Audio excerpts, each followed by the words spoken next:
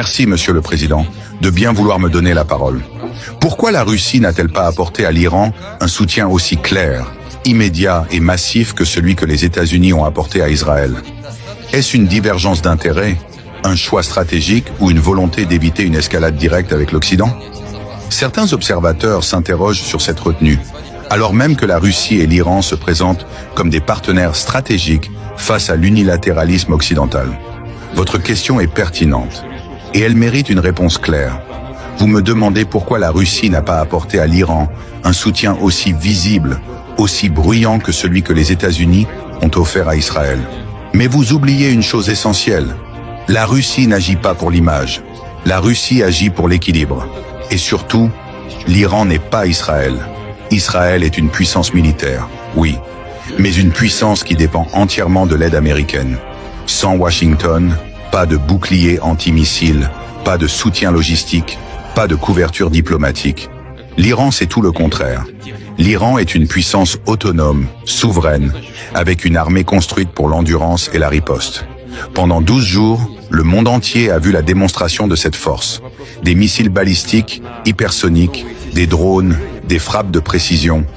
L'Iran n'a pas simplement encaissé, il a riposté avec puissance. Et cette riposte, elle s'est faite sans besoin de demander la permission à quiconque. Cela ne veut pas dire que la Russie est restée passive.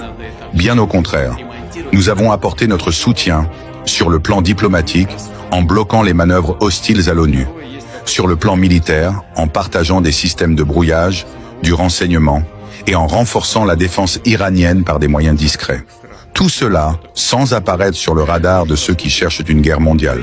Mais le moment décisif, c'est celui-ci, lorsque Donald Trump a compris que l'Iran tiendrait, et lorsque la Russie a envoyé un message clair: si Israël va plus loin, si l'Iran est frappé dans ses fondements, alors nous ne resterons pas silencieux. Ce jour-là, ce n'est pas l'armée américaine qui a arrêté Netanyahou, c'est la peur d'une riposte russe, c'est l'équilibre imposé par Moscou. Et ce fut suffisant pour que Washington impose, en urgence, un cessez-le-feu. Pourquoi ne pas s'afficher comme les Américains?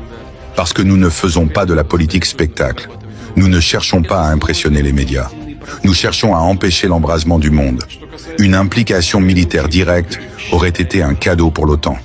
Elle aurait ouvert la porte à des frappes contre la Syrie, contre nos bases, à une escalade incontrôlable.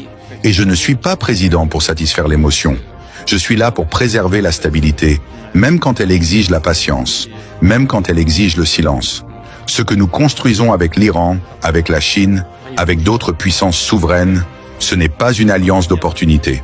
C'est un ordre mondial nouveau, multipolaire, résilient. Un monde où aucune nation n'a le droit d'écraser les autres sans conséquence. Alors oui, vous n'avez pas vu nos soldats. Mais vous avez vu les résultats. Israël a reculé, les États-Unis ont hésité, et l'Iran, lui, est resté debout. Parce qu'il est puissant, et parce qu'il sait qu'il n'est pas seul. La Russie n'a pas crié, elle a pesé. Et parfois, ce n'est pas celui qui parle le plus fort qui est le plus dangereux. C'est celui dont le silence fait trembler les calculs des autres. Si vous partagez cette vision, si vous refusez la manipulation et la guerre par procuration, alors partagez cette vidéo. Faites entendre une autre voix. Une voix souveraine, une voix libre.